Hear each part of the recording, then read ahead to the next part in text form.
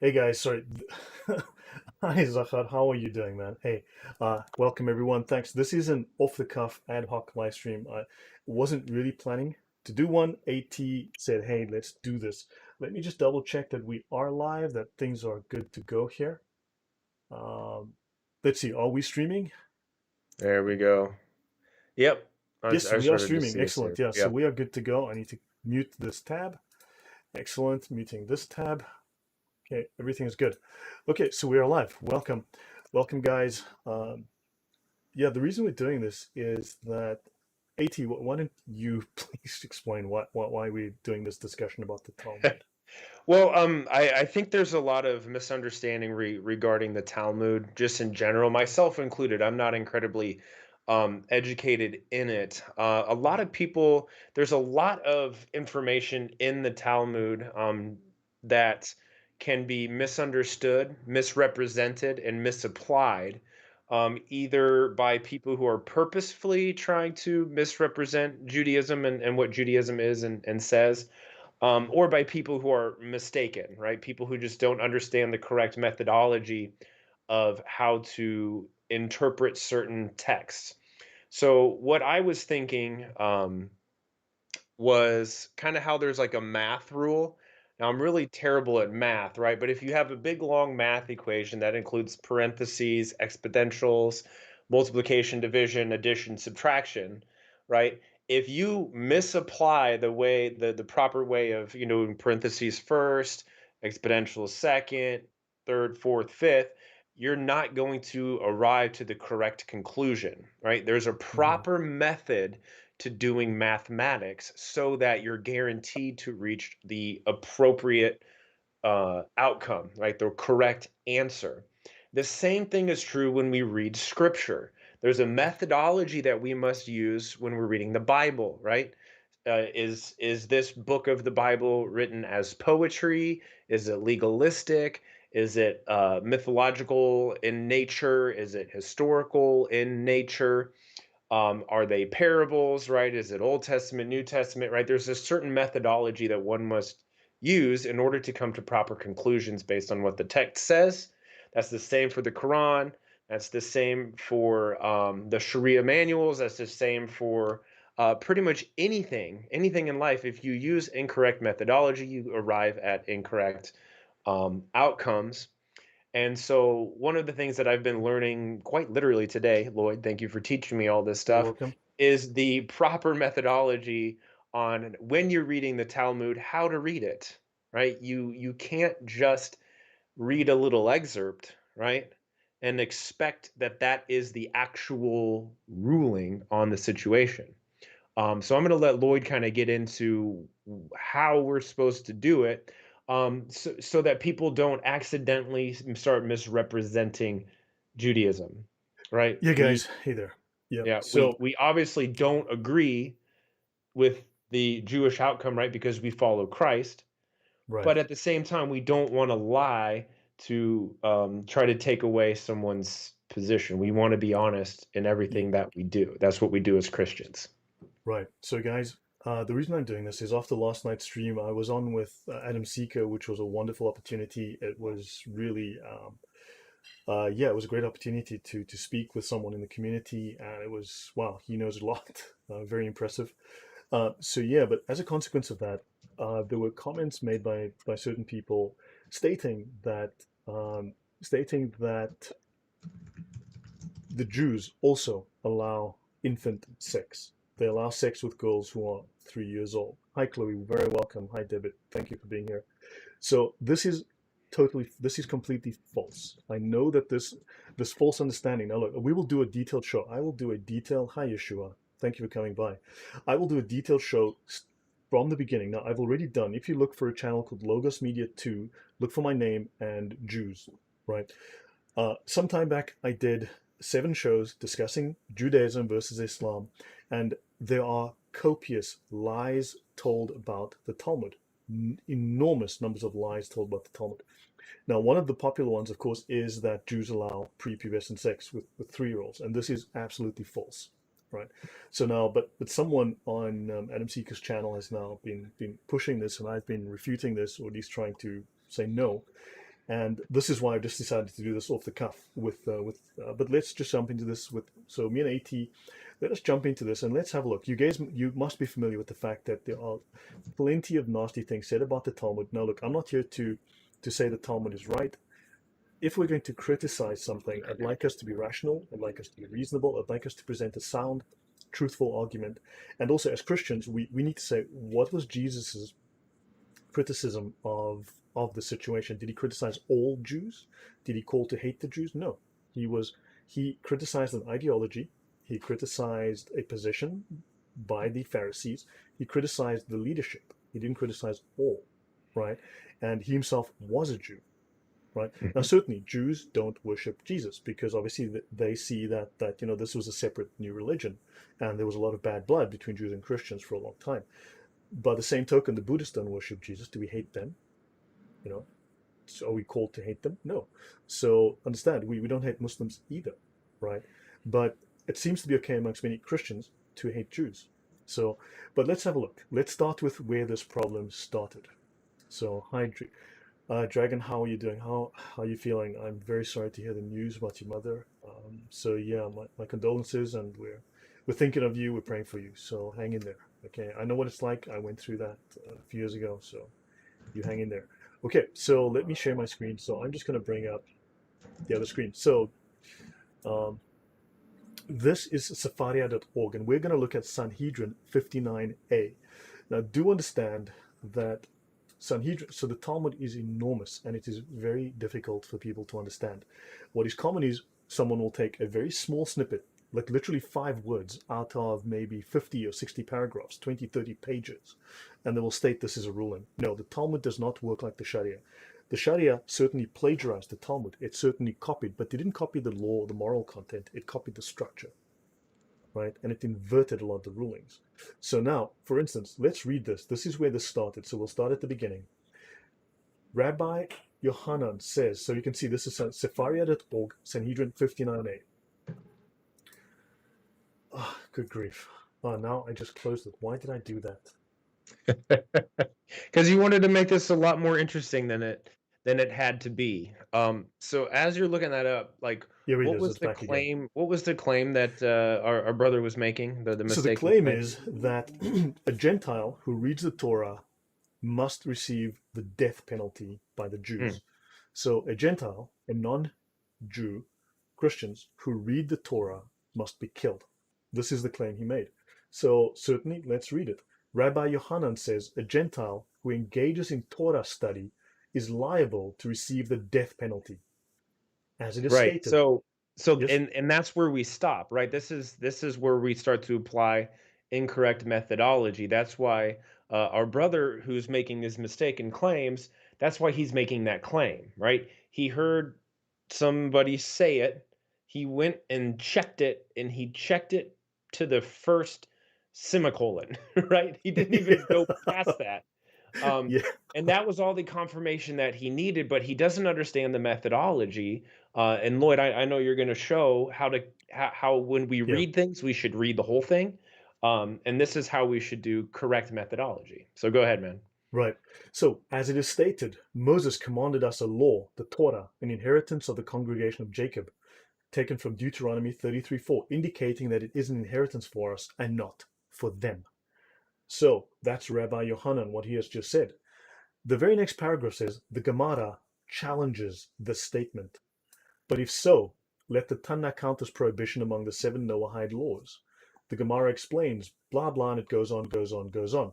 So now they go on. According to the one who says that the verse is referring to the Torah as betrothed, as the spelling of the Hebrew word for betrothed is similar to the word for inheritance, the punishment of a Gentile who studies Torah is like that of anyone who engages in intercourse with a betrothed young woman, which is execution by stoning. Oh man, this just gets worse.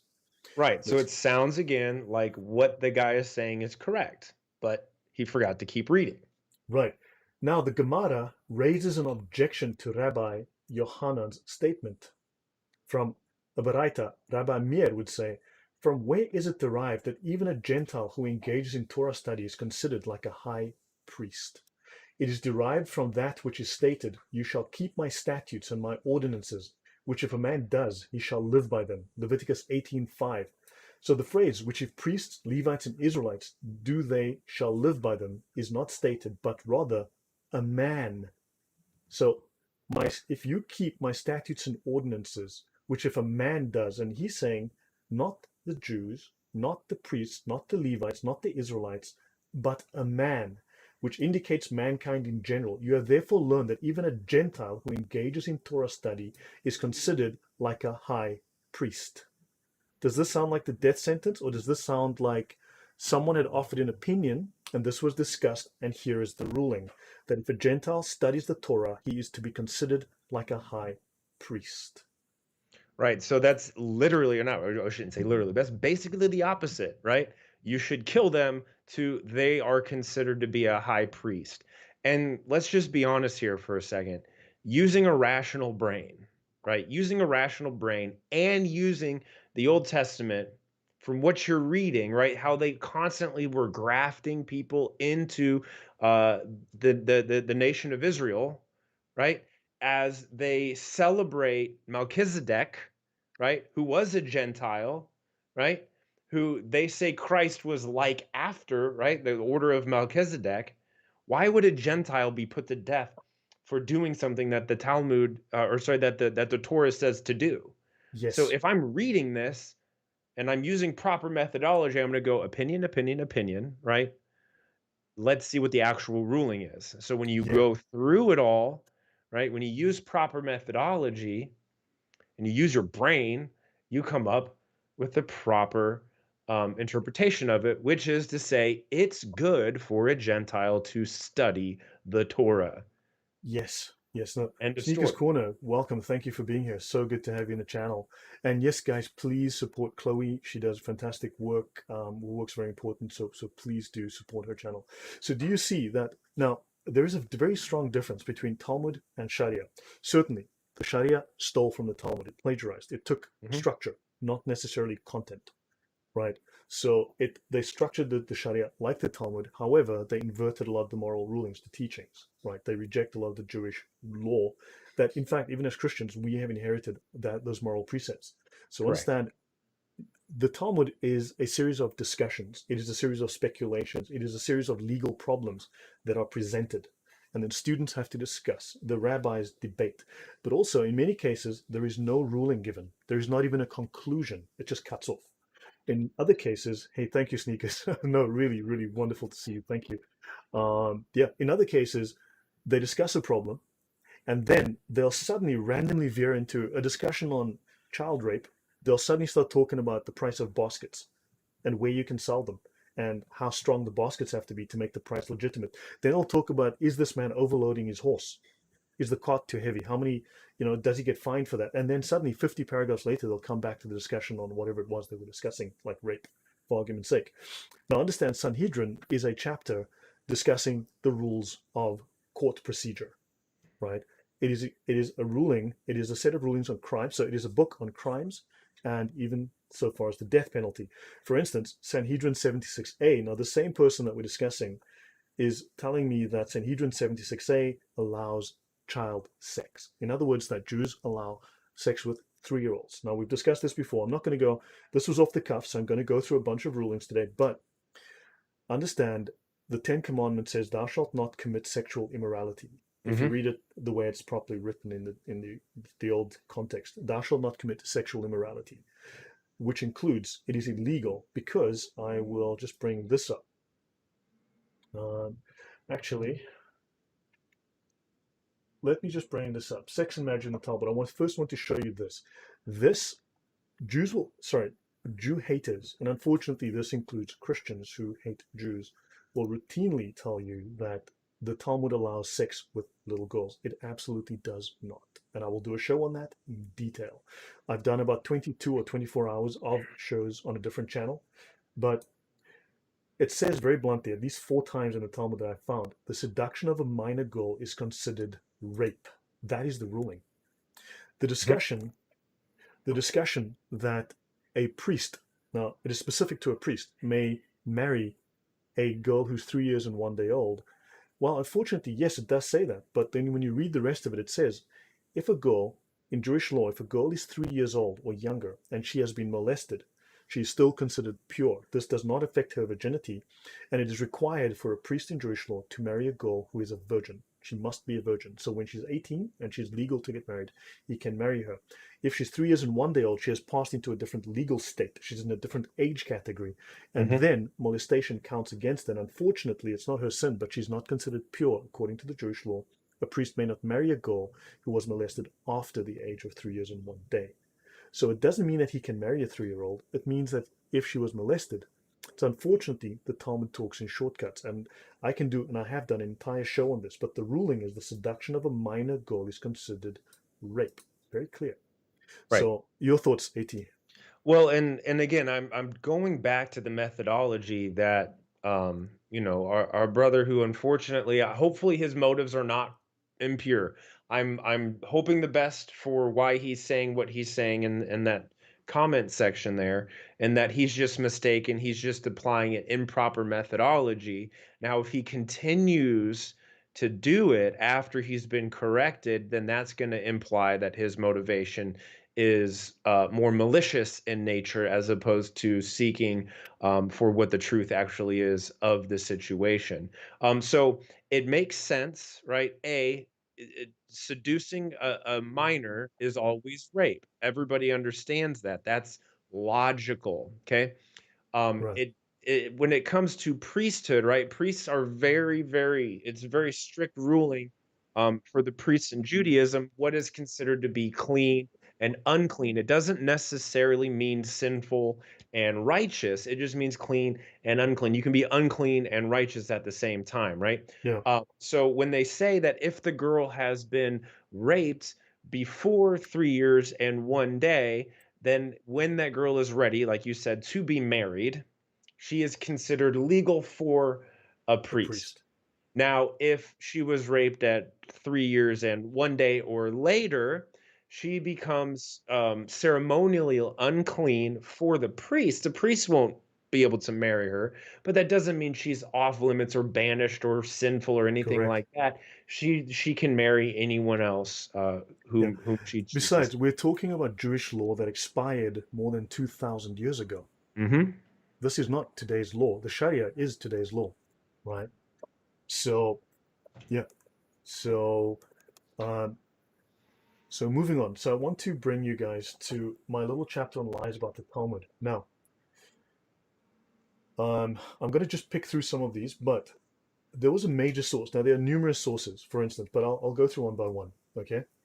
So here's a quote by Wittgenstein or Stein. One thinks that one is tracing the outline of the thing's nature over and over again, and one is merely tracing around the frame through which we look at it, and that is bias. Now, in 1892, a book was written called The Talmud Unmasked, The Secret Rabbinical Teachings Concerning Christians by a defrocked Catholic priest called I.B. Pranaitis. This eventually went to court, and it turns out this guy was a pretty bad guy. Okay, he was not in a good way. But let's have a look at the book and see what was in this book. So, for instance, this chapter that we're linking to here in this book called The Talmud Unmasked, harm must be done to the work of Christians. Now, these are claims, and most of these are fabricated. They are literally just made up. The balance are paraphrases of existing passages, but they've literally just lifted a couple of words entirely out of context, or literally paraphrased and rewritten some of these.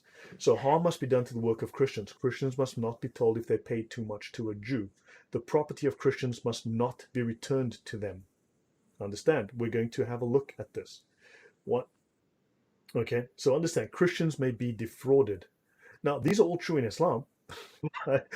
Actually, this is not true within Judaism.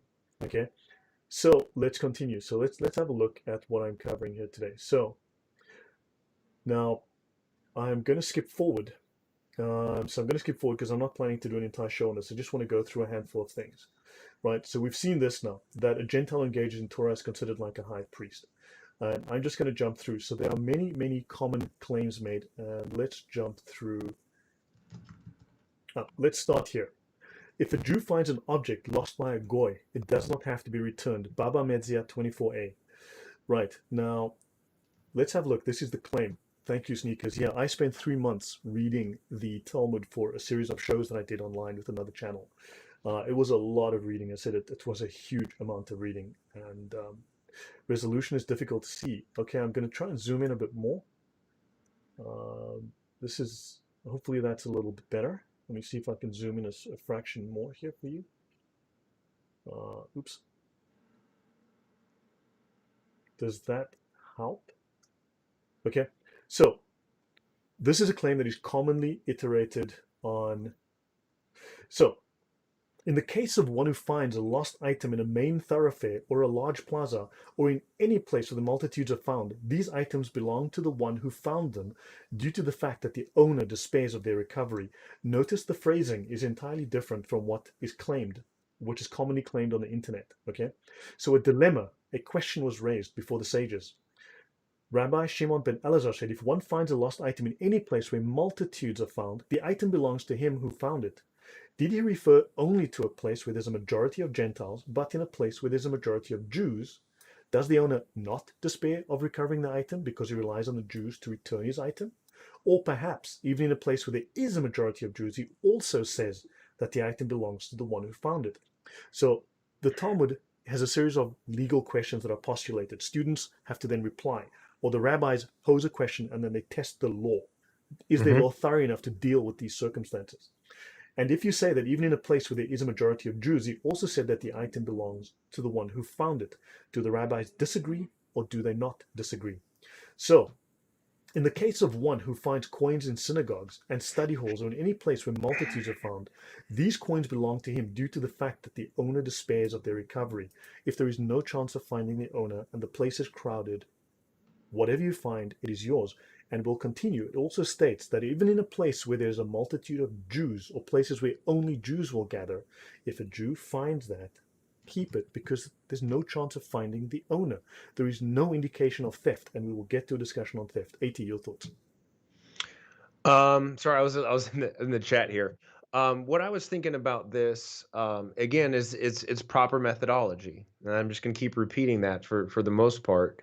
Is you're teaching us how to read this, how to look into it, and how to come to proper conclusions, and that's Right. all. That's all that this is.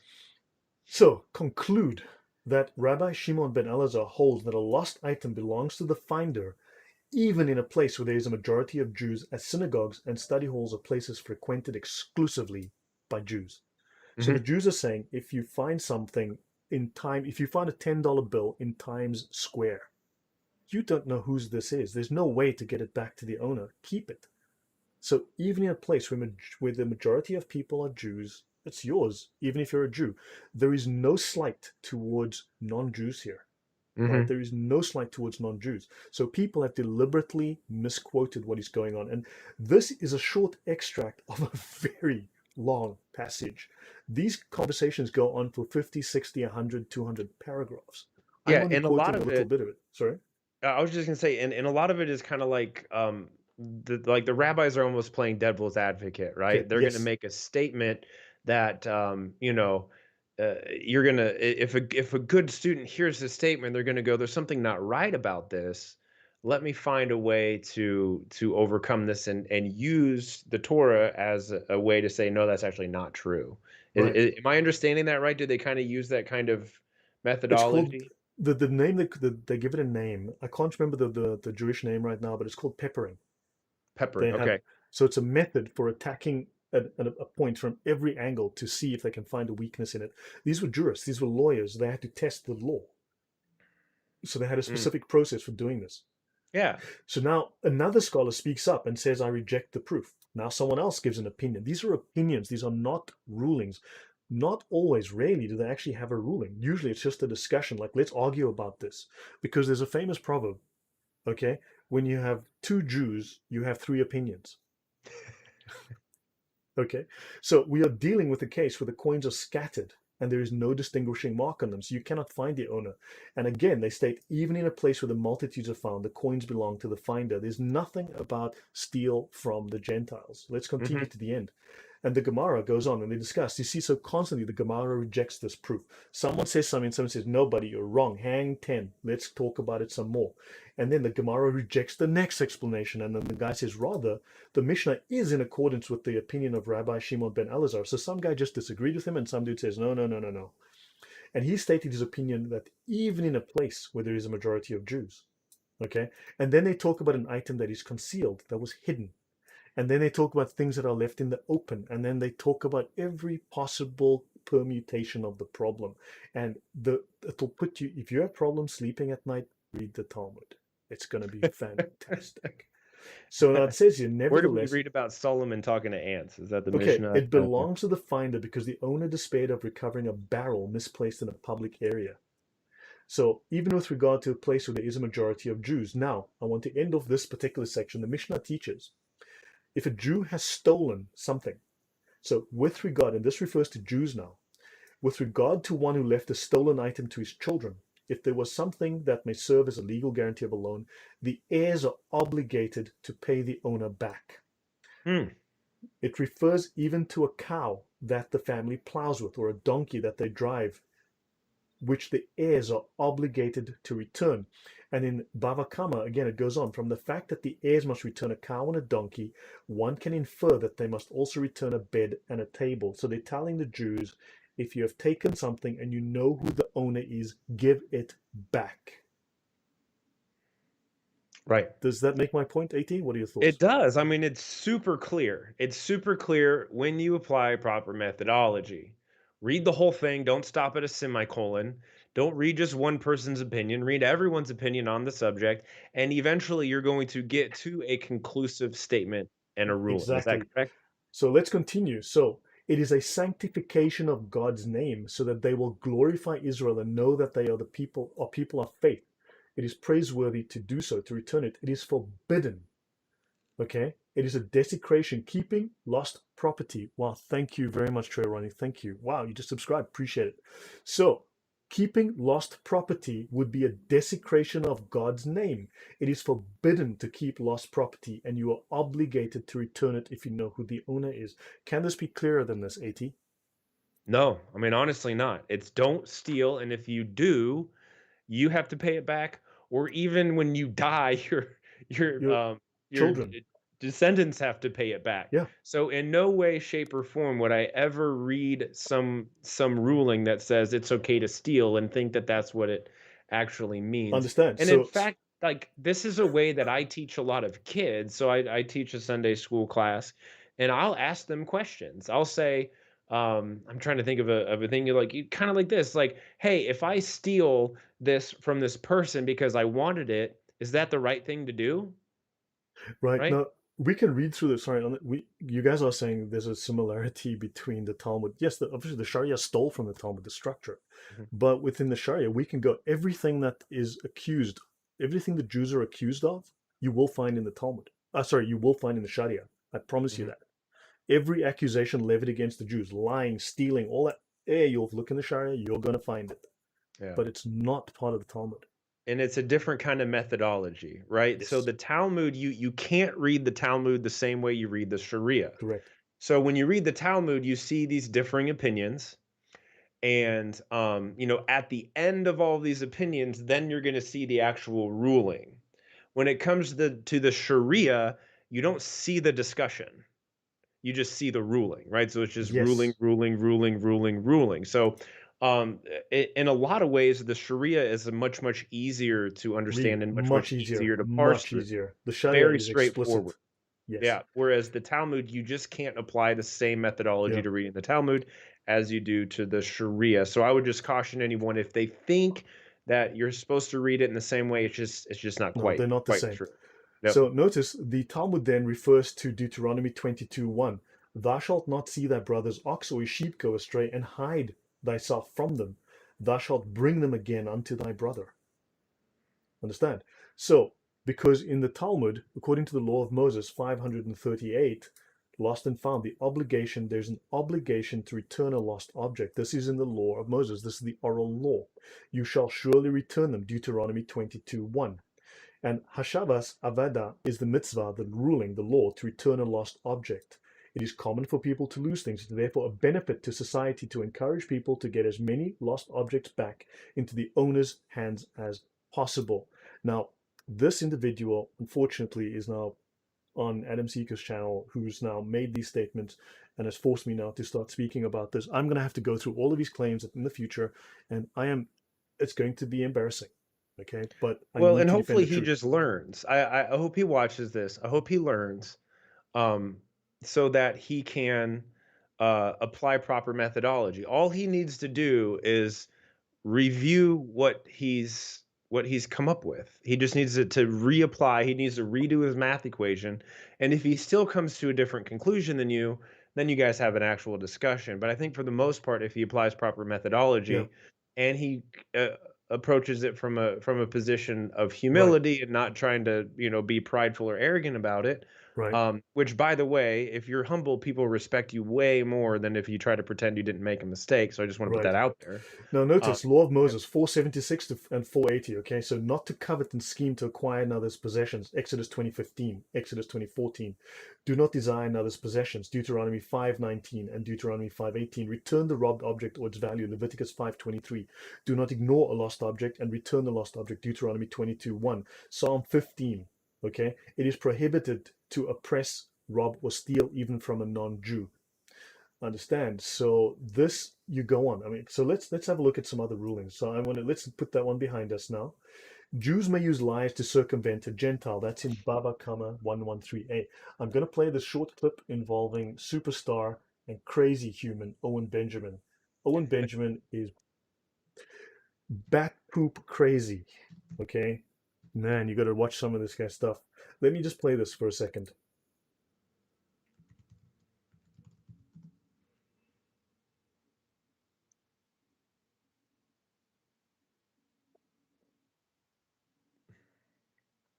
You guys aren't hearing this, right? It's not coming through. Good grief. The audio. Give me 1 second. Great. Why is it doing this to me? Default. do you want to do a session of like bad lip Circumvent a syncing where we just There it say is. what It's you coming through say? now. I've just fixed it. So guys, let's play this. What have the they're not people are like, oh no, oh, and if you think that they have to tell the truth, you have to understand that in the Talmud, the Jews say, let me quote it: Jews may use lies to circumvent a Gentile. That's in Baba Kama 113a. You just heard Owen Benjamin say, if you think that I have to tell the truth, you have to understand that in the Talmud they say, let me quote it. Let me quote it, he says, right? He says, Jews may use lies to circumvent a Gentile. That's in Bava Kama 113a. He quoted nothing. He quoted a guy who lied to him on the internet. Okay? Let's go to Bava Kama. Let's have a look and see how misinformed, dishonest, and, and unfortunately, he's just lied to hundreds of thousands of people and taught them falsehood. The Gemara, Rabbi blah blah says the Mishnah is discussing a customs collector who does not have a limitation placed by the governor on the amount he may collect. So this tax collector has not been given orders to state, look, you have to tax people only to so much, and he collects as he pleases. In other words, this is a dishonest government person who is robbing people and sticking the money in his pocket.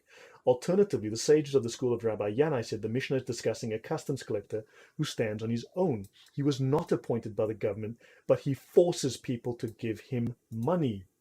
I don't recall Owen Benjamin mentioning that. Do you, AT? No, no, he just wanted to put his own spin on it, right?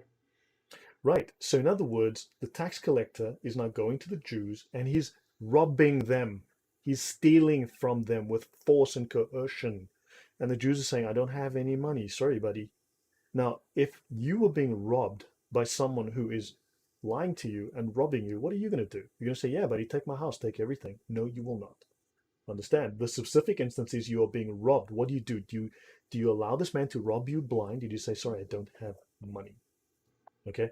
There was a question that just came in. So, Lloyd, why would Muhammad want the same law when he tried to keep? He wanted legitimacy. He wanted to be recognized as a true prophet of Israel. He wanted Hmm. to be recognized as the last prophet. He wanted to be recognized as the brother of Jesus, right? He wanted the respect of the Jews, and unfortunately, He did not. So therefore, he ultimately then turned on the Jews. He turned on the Christians because they would not recognize him. He wanted the same authority in many ways. He stole. That's why they plagiarized the Talmud. They copied the Hmm. structure, but they didn't copy the spirit of the Talmud, the spirit of the New Testament and the Old Testament. Look, I'm not defending the Talmud. There are certainly problems with it. You read it and you go like, you'll scratch your head a lot. I promise you that. Hmm. You'll, but if we're going to criticize it, let us be honest. Let us be rational and truthful about it. Okay. So let's continue. Okay. Now, even this, despite that ruling we've just seen, now there's a discussion that happens. There are those who teach the statements of Rabbi Hanina and says one may vow before murderers, plunderers, and customs collectors in order to reinforce the claim that a certain item that is being commandeered is teruma, a gift, in other words, or that it belongs to the king's house. So in other words, if something was given to you as a gift, it was not taxable. All right, that's what they mean by teruma.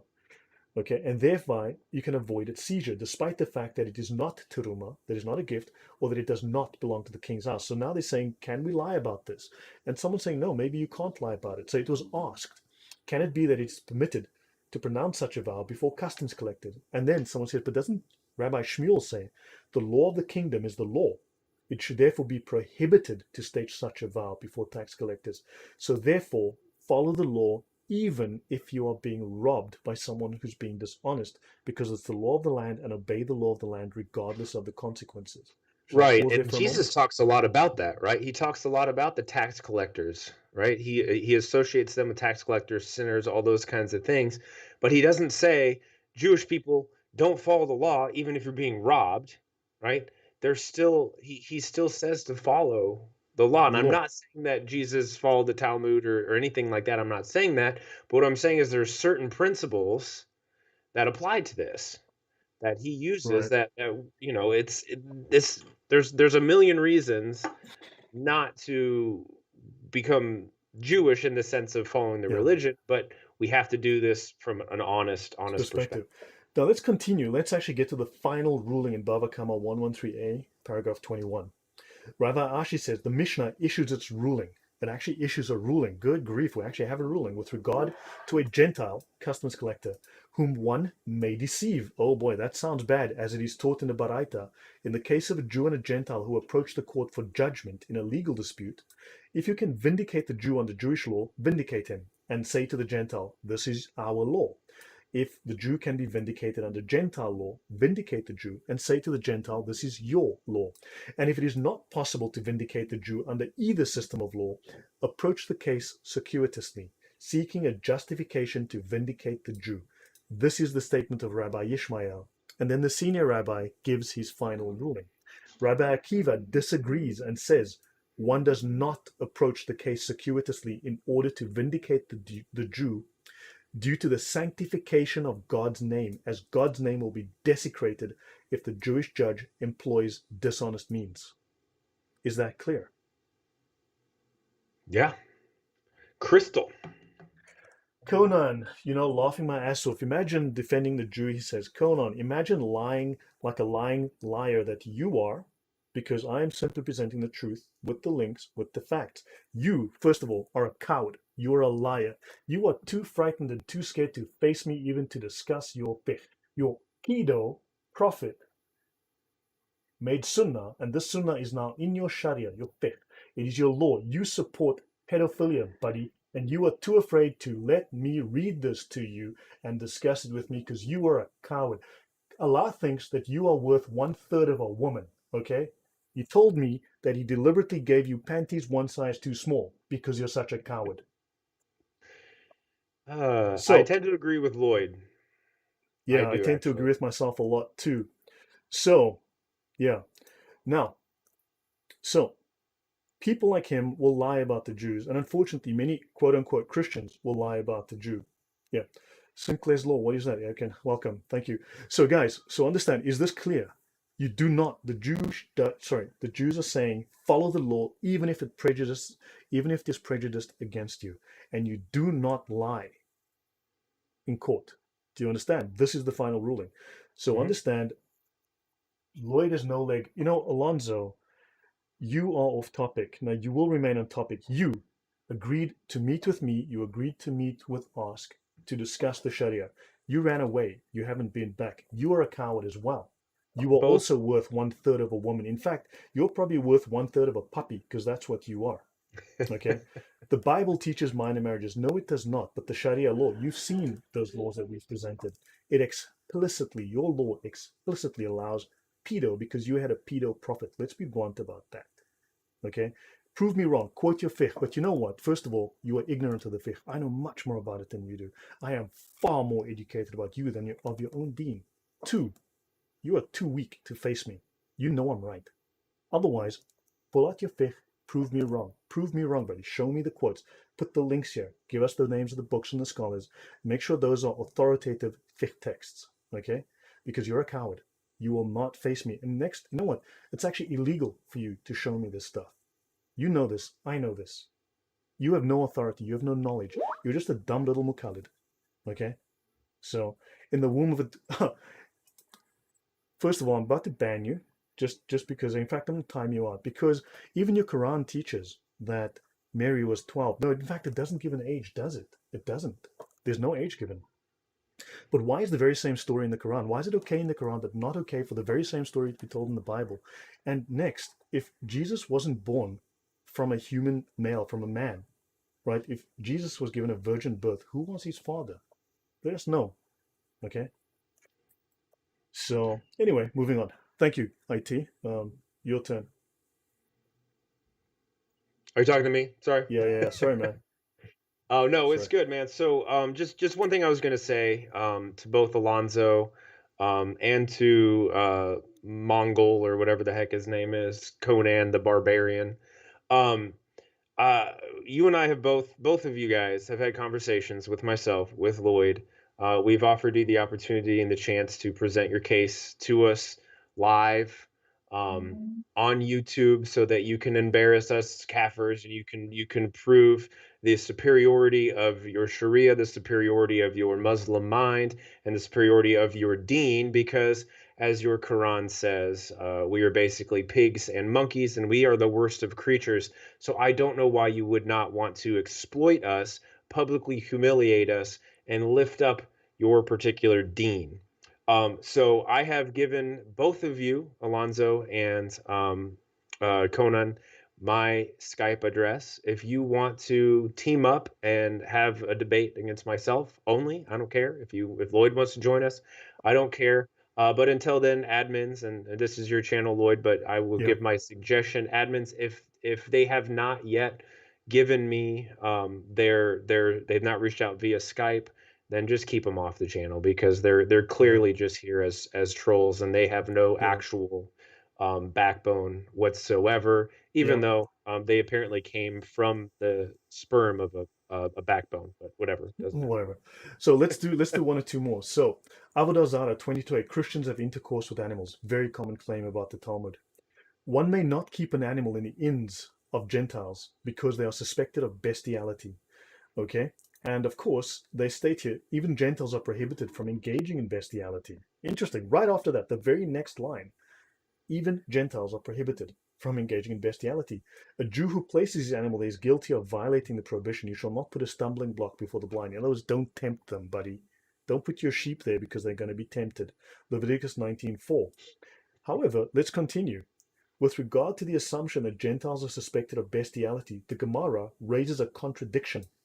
One may purchase an animal from Gentiles for use as an offering, and there is no concern that it might be unfit due to it being an animal that copulated with a person, or due to being an animal that was the object of bestiality, or due to it having been set aside for idol worship. A Gentile protects and thereby spares his own animal so that it will not become barren. Since an act of bestiality may cause an animal to become barren, there is no concern that the Gentile engaged in immoral behavior with it.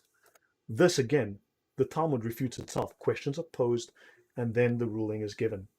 So, does this make it clear? Am I wrong here? Am I biased? Am I misrepresenting?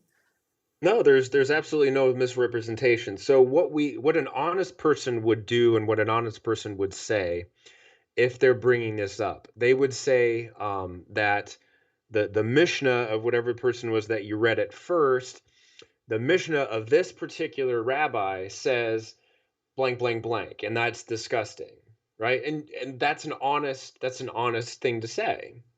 But then you need to also say, but however, that's in a minority position. This greater rabbi or sage or whoever, they came along and they made this an actual ruling and not just an opinion. So it goes back to methodology, and that's how we have to apply anything to anything. So Right. there you go. Yeah. So guys, I mean, I'll just go back here. So I just want to do a few of these to discuss this issue. Hi, Marek. Welcome. You're a bit late. So understand, there is no, we look. I will do a show. I'll do an entire show, detailed, very detailed show, discussing the Talmudic rulings on children, on adults, and the different. They've got about 7 different age brackets that you're placed in, from 0 to 3 years old, 3 years and 1 day, up to 7, I think, and then 7 to 9, and then 9 to 12, 12 to 16, 16 to 18, 18 to 22, something like that. They've got these, and Brackets. they've got these age brackets, and then they've got very distinct legal distinctions between what is a proposal, what is a betrothal, what is a marriage, what is consummation. There's all these steps, and these words have very legally defined meanings. So marriage doesn't mean consummation, right? Proposal doesn't mean marriage, okay? Betrothal doesn't mean marriage. So for instance, give you one simple example. A girl could be betrothed at the age of 3. That simply means that her father has promised that she will marry someone else when she's of age. Okay, that is not a marriage. That is simply an offer of marriage. Okay, Mhm. but there's a lot of complex rules around this, and the way that women are treated in Judaism and within the Jewish law is very different to the Sharia. Women are treated with huge respect, great Mhm. respect. Okay, and you will see that. I will cover this, and I hope that our friend on the other channel will actually come on and actually have a look, learn something, rather than spread the lies that others have told him and be deceived by lies. But understand. So I just wanted to show you a few examples, and there's so much to unpack here. Any questions from anyone? Okay. Yeah, I think you answered what's her face's one. I don't think I've seen any other major questions. So yeah, if anybody does have a question, let us know. Otherwise, we'll keep it fairly brief. Although it's been about an hour. I can't believe we talked for almost an hour, buddy. Yeah, That was a true. We've quick got one. on at 10 past then. We got on at 10 past. Yeah. So So what do you have going on this week? I think I was watching your stream with Adam. You guys are going to do kind of a follow up on Tuesday. Tuesday, we're supposed to continue with the talk because I need to present more of the material on some of the Jewish aspects, like the correlations, the similarities, pardon me, Hmm. between what's in the Talmud and what's Okay. in especially the terminology that was stolen. Like the Hajj was taken from the Jewish term Hajj, and a whole bunch of other things. Right. Even, there's a whole bunch of things that have just been stolen. The halakha, right? You have the Jewish halakha, right? The law. And the halakha in Islam is the place where you go to learn the law. It's the same words, the same ideas. Um, you see, Conan, you're back again being stupid. They married a 3-year-old girl. No. No, Yeah. And no, you have no. We given just, me zero yeah, Conan, email messages, so just go in and ban them, guys. no, just put him in timeout for the time being. I've stuck him in timeout, you know. So, yeah, just put him in timeout. So, look, as you know, look, you're cowards and liars. You are all too afraid to meet with me, even to meet with us, to discuss your law. Now, I know you cannot discuss your law. It's not legal for you to do so. You'd be revealing secrets. You'd be a traitor to your Islamic nation, to your ummah. That's in the Sharia law. However, yeah, so that leaves us with a small problem, doesn't it? That leaves us. So if you are unable, if you are too weak, if you are too ignorant, please bring me someone who's an actual scholar. Go get your imam, Hmm. okay? And if you need to go cry on their shoulder, maybe then bring your imama, whatever, you know, assuming that they wear panties too. And in fact, bring someone who wears big gold panties, Conan. Big gold panties. Find someone in your group that does that, and see if they're willing to talk to me. Anyway, so yeah, Tuesday I will be online. Sorry guys, I'm really upset about some of this stuff because this is really, I mean, this kind of lies. These are not good. That they creates hatred against people that is just unjustified. No, I Show the agree. part. Um, I've done that before. So they're not allowed to reveal. So it's within the reliance of the traveler. There's a section, I think it's R3, R7. They're not allowed to reveal any books that contain Islamic material to us unless we are willing to convert, unless it's for the purpose of actual conversion. And two, they're not allowed to reveal the secrets of the Muslims. There's a third prohibition that's also given. I can't remember what it is right now, but Mhm. they're not allowed to reveal the secrets. So, or the weaknesses. Search for the word weaknesses in the reliance. You'll find that reference. I've covered it before, and I need to discuss it maybe again in the future. But they are of the too lower level. They are of too lower level. This is reserved Mhm. for their ulama. They're not allowed to. Right. And actually I'm pretty sure your live stream yesterday on with Adam, you Yeah, guys went into all that. You did a really good job at kind of breaking stuff down. Now, it's a long, if you guys haven't seen it, it was like 2 hours and something minutes long yeah, chat, but it was phenomenal, packed full of great information, which is about I would say 1/22 of all the information that Lloyd knows about the Sharia laws. But it's a really good introductory course to kind of understanding why the Sharia is important, understanding why Muslims don't talk about it, whether it's because they're prohibited from doing it or because these particular Muslims have not reached a level worthy enough for them to actually have access to learning these types of stuff. But luckily, due to the internet, and we live obviously in the information age, we Kafirs have access to English translations of their stuff, so we can read it. You can also read it yourself, and that's what Lloyd has painstakingly done. Like you saw the work that he did with the Talmud, that was like a weekend hobby for him. What he's done with the Sharia has been a lifetime hobby of his. yeah. And so So if you saw that, if you thought that was impressive information, you have no idea. yeah, this falls into a section P74.0, and there's a section called R7 or R3. I'm not sure which exactly. But spying on the Muslims and revealing their weaknesses. What we are doing by reading the Sharia is spying on the Muslims and revealing their weaknesses, but this also means their secrets. Understand? But notice that also not loving the Prophet more than all people is a type of envy. We are guilty of Muhammad. Sorry, we're envious. Sorry, my bad. We are envious. But notice I Muslims are don't want to required. be guilty of Muhammad. Sorry, we Never are do I want to envious. be guilty Sorry, of yeah, my bad. My apologies. But also not loving the Prophet more than all people. See, we are guilty of this. Sorry, we are guilty of not loving Muhammad. We are envious of him. And Muhammad. Muslims are required to love Muhammad more than all people, more than your mother, your father, your children, your wife. You are required to. But it Understand? doesn't say anything about loving Allah more than all people. Are Isn't you that supposed to? fascinating? That is Isn't that fascinating. fascinating? Thou shalt Hmm. love the Lord your Muhammad with all thy heart and all thy strength. Spying on the Muslims and revealing their weaknesses. So P74.1. Mhm. So if someone's spying entails undermining Islam and its people, and we are undermining Islam and its people, then he's one Mhm. of those who strive for corruption in the land, and he is subject to death. So also now remember there was a line above there called acquiescing to disobedience. In other words, they will be assisting in disobedience. They will be giving us the material to be disobedient towards Muhammad, disobedient towards Allah, and to undermine Islam and its people. So therefore, this is treason under the Sharia. Mm. You know what I was thinking as we were kind of doing a comparison between the Talmud and Yeah, the Sharia, right? So it's like the Muslims were reading through the Talmud. They're hearing these kind of rhetorical types of questions asked, right? Almost like the devil's advocate thing, and they don't align with what a lot of times the Talmud says. Where the Talmud says like don't steal or all that kind of stuff. They go with the worst one. They go, no, we like that one. That's the one that we're going to put into our Sharia. So it's almost yeah, as if you read the Talmud and you pick like the by far and away the worst possible answer. That's the one that ends up in the Sharia. yeah, exactly. So there's another ruling. I can try and find it. Blah blah blah. That's one thing I hate about. Man, these books are so big, and then the search function just takes you like a billion years to go through stuff.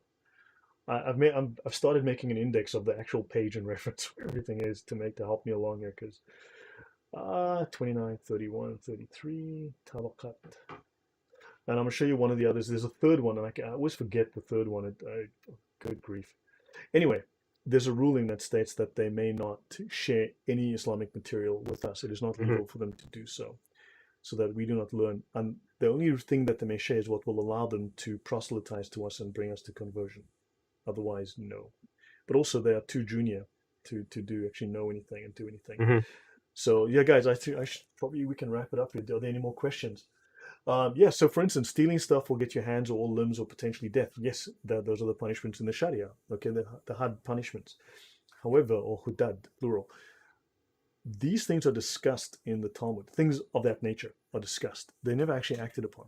These, for instance, Israel has no death penalty. They do not have capital punishment. In the last 50 years, the last 80 years, 75 years since they've been around, only two people have been given capital punishment. One of those was Eichmann, who was the Nazi officer, the senior Nazi officer, was captured in Argentina. They made an exception for him, right? So understand, so there is no death penalty. If the Jews are just looking to chop everybody's heads off, they're kind of just not getting around to it very well within their law. But Saudi Arabia beheads at least 200 people a year. Yeah, it's and there's a classic projection that I Yeah, found that a lot of that the way their minds work. It's a psychologist. I don't know if it would be a psychologist's dream or a nightmare because there's so many because there's so many things to yeah. diagnose with how the Huh. logic and reasoning goes with a lot of Muslims, Yeah, here's and the they're ruling. constantly projecting their own shortcomings. They don't admit it themselves. They just go, you did this, right? And it's a very Yeah, interesting thing. Like I've got one Muslim, proclaiming that he destroyed us, right? When he was so destroyed, he got so embarrassed he deleted his entire thread. yeah. But yet, Multiple threads, multiple comments. right? But yet he thinks in his mind, he just projects that. He goes, "Wow, I was made such a fool." But instead of saying I was a fool, he just says you were a fool Yeah. instead of So admitting. here's Yeah, the go other ahead. ruling. I can't remember. I always forget the third ruling. But if a Quran is purchased for someone, it is obligatory that the person be Muslim. The same is true of books of Hadith and books containing the words and deeds of the early Muslims. Quran means any work that contains some of the Quran, even a slight amount. This ruling Hmm. holds for any religious books, even and the Tabaqat of Sharani is a series of biographies of Muslim scholars and the companions of early scholars Hmm. of early scholars of Islam and early companions of Islam. So this is just a biography, and it's illegal. Yahweh, ask truth. Thanks, guys. Yeah, so guys, I hope that was useful. I hope that you've learned something about the Talmud. I will prepare and I will research, just to refresh my memory. I will talk about the Talmud. I will discuss this, and hopefully, the guy that is on Adam Seeker's channel, hopefully, he will actually listen with an open mind, right? And unfortunately, he is wrong. He is unfortunately disseminating lies that have caused a lot of hatred and that have caused a lot of death. Hmm. And um, we should have criticisms of the Talmud or maybe of the Pharisees, but we are not called to hate Jews. And unfortunately, I don't see the concern here. Now, we Hmm. can get upset with people. I get upset with lies. I get upset with liars. But again, we don't hate Muslims. Okay? Right. I mean, I do dislike stupid people. I'll say that. Yeah, I'm with you on that one. But you're right. It's the ideology is the thing that we can hate. We hate the ideology of what the Sharia just says right here, right? Like we Yeah. hate that ideology. We hate the ideology of calling a man who married a 6-year-old and had sex with a 9-year-old, calling him the best of mankind. I hate that idea. That's the stupidest idea I've ever heard in my whole life. Or following a man who limited his followers to 4 wives, and yet he himself had 9 to 11 to 13, depending Well, on over the his source. career, he had 22 wives, at least. Right. So that's what I don't He had like. 11 at one time, but he had That's what 22 that's wives in what his career. Yeah. um and what bothers me is that people buy into this nonsense, right? People buy into the nonsense of, oh, the best of mankind. Why is he the best of mankind? Well, because my mom and dad told me that when I was 0 years old, and everybody has demonized everybody else. Blah blah. It's just brainwashing. That's all it is. This will be another interesting talk, but I'm not going to start droning on back and forth. That'll be something we'll get into later. Um, But yeah, Yeah. I think it's just something that we all need to take into consideration. Make sure that we self-reflect, understand our own confirmation biases, and reconfirm that we're applying proper methodology to anything that we do. Yeah. Michiel van der Vlies says that Muhammad may have had 66 wives according to Zakaria Butros. Yeah, I've heard that as well. So, guys, that's it from me for tonight. This was, I think, thank you, AT, for joining us. This was, I Yeah, think, thanks hopefully for was having me. enlightening and interesting to everyone. Hmm. Appreciate the input. So, guys, please be very careful when you start to listen to things about the Talmud. Me and my friend at one time, we researched over 100, okay, or at least approximately 100 of these claims, researched them in depth. Only one was legitimate. And this one wasn't even anything that was particularly, I think, bad. But all of these things were misrepresented or just outright total fabrications. Hmm. Okay. And yeah, so hopefully you've seen that this is not the case, right? So hopefully that's educated you. And guys, so I will see you on Tuesday. I'll be on Adam Seeker's channel. And yeah, and then 18 I will be on next Sunday. We'll prepare something, and I might do something prior to that because I'm really thinking I need to maybe do some discussions on other topics that I want to get to. So yeah, guys, I think that's it. If there's no other any questions, hey, thank you, Yeshua Yahweh, much appreciated. Hope that was thank you. Yeah, unfortunately, the Islamic world is highly inbred. That is true. But guys, let us call it. Thank you, Chloe. Thank you, everyone, for being here. Much appreciated. And we shall see you next time. Have a wonderful week, guys. Stay safe. Keep well. See you all soon. Thank you and bye. See you guys. God bless.